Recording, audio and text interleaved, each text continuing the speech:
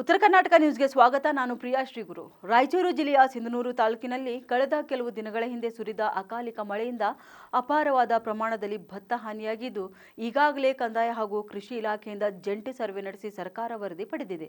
ಕೂಡಲೇ ರೈತರಿಗೆ ಪರಿಹಾರ ನೀಡಲಾಗುವುದು ಎಂದು ರಾಯಚೂರು ಜಿಲ್ಲಾ ಉಸ್ತುವಾರಿ ಸಚಿವ ಡಾಕ್ಟರ್ ಶರಣಪ್ರಕಾಶ್ ಪಾಟೀಲ್ ಹೇಳಿದ್ದಾರೆ.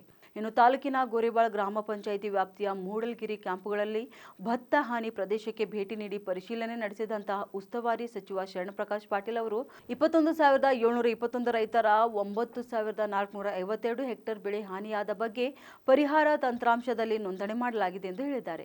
ಎರಡನೇ ಬಾರಿಗೂ ಮಳೆಯಿಂದಲೂ ಸುಮಾರು 4 ರಿಂದ 5 ಸಾವಿರ ಎಕರೆ ಬೆಳೆ ಹಾನಿಯಾದ ಮಾಹಿತಿ ಇದೆ.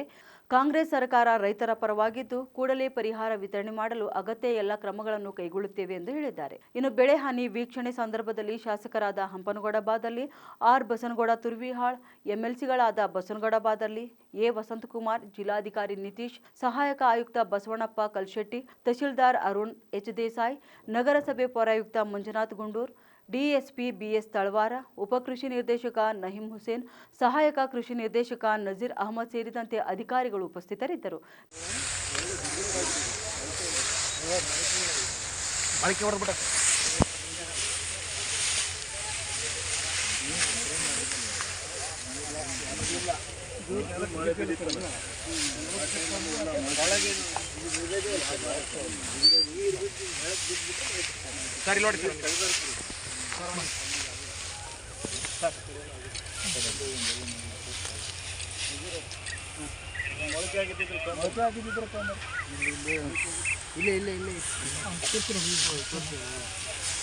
ಕಟಾವ್ ಮಾಡೋದೇ ಭಾಳ ದೊಡ್ಡ ಚಾಲೆಂಜ್ ಇದೆ.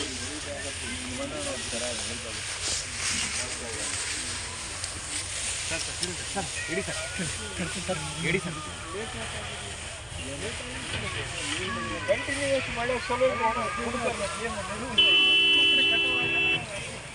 ಕಂಟಿನ್ಯೂಸ್ ಮಳೆ ಬಂದು ಡಿ ಸಿ ಅವರು ಒಂದು ಒಳ್ಳೆ ಕೆಲಸ ಮಾಡಿದ್ದಾರೆ ಸರ್.